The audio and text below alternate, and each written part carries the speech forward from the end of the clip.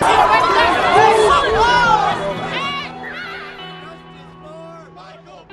need a dialogue. There are recent events that have pushed the relationship between police and the community to its limits. The use of force is a necessary part of the job, but even a single tragic event can cast a shadow over police departments around the country.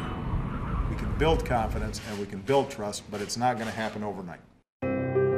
WNCN Investigates started digging into the real numbers, building a database to find out just how often our local police departments use force, and more importantly, how they keep track of it. You can see some interesting trends here. We brought our data to Chris Brook, legal director for ACLU North Carolina. I think it's a really good opportunity for law enforcement communities throughout our state to look at their use of force policies. Compare the number of times officers used force to the total number of calls for service, and across the board, you'll find it's a pretty tiny percentage. Most interactions between the public and law enforcement do not end in a use of force situation. But, one tragedy is one tragedy too many. On the surface, Raleigh PD has some of the highest use of force numbers with more than 1,000 incidents each year. They gave us the stats but declined to go on camera. They also keep some of the most inclusive records, which has a major impact on the numbers. And that's when we noticed it's the record keeping that is drastically different between cities. The use of force almost automatically generates questions from others that aren't directly involved with it. We are empowering and authorizing these men and women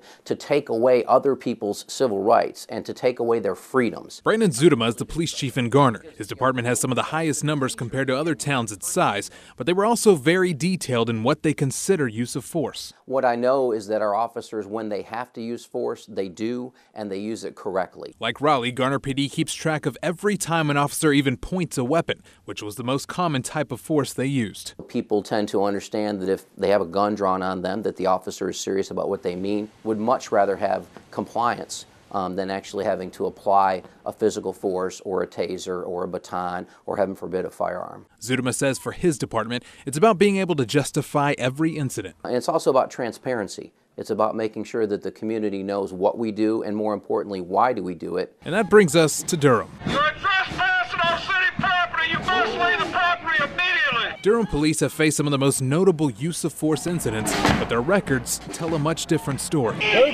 Take December 2013, for example. Most of the other departments we talked to say they count each individual officer's use of force. Durham does not. After this protest, the department only logged 2 uses of force that day, 1 physical and 1 use of taser. And even though tear gas was dropped to clear the crowd, it wasn't listed. And the discrepancies didn't stop there. Durham PD also does not keep track of how often their officers point their weapons. And during one of our phone conversations, I asked the chief, why not? He said because officers pulling their weapons happens all the time. In their 2014 report, the use of firearms was nowhere to be found, only a category called Other, even though police shot a man in July and fired at suspects in December. And in 2013, a Durham officer shot and killed Jose Ocampo during a call. We checked the dates, and that incident isn't even recorded in their use of force records. That same year, officers also shot and killed Derek Walker, who was waving a gun downtown. But in their use of force reports, it's only listed as a use of physical force, not a firearm. Over several calls and emails, we tried multiple times to sit down with Chief Jose Lopez to talk about their records, but each time he turned us down. So we even tried bringing the interview to him. Yeah, I wanted to see if we can talk to you about use of force. No, we're not doing that. Instead, he walked away. Is there a reason why, though? I'm not going on camera, and I think it's wrong that you would do this. Well, no, we did something we thought is very important to talk about. For you to accost me when I'm coming from my car, I think it's just inappropriate. Sir, I promise we're not accosting you. All I have is questions. We really only need like 10 minutes of your time, sir. Encouraging dialogue, engaging in dialogue with one another, and having conversations about what works in their community and what, from a law enforcement policing standpoint, does not work in their community is really a great place to start. And that's how we find solutions to a lot of these challenges. The reality is it's a job like no other. Officers willing to put their lives on the line to protect ours. Our folks are very intelligent. They're very patient.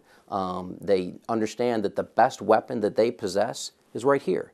But Zudema says when it comes to use of force, trust not only has to be earned, it's something they're constantly working to maintain. We supplement, we grow, we do more, and try to make sure that we're using social media, we're using educational campaigns, we're communicating about what we do, and again, why we do it. That's the most important piece. Jonathan Rodriguez, WNCN News.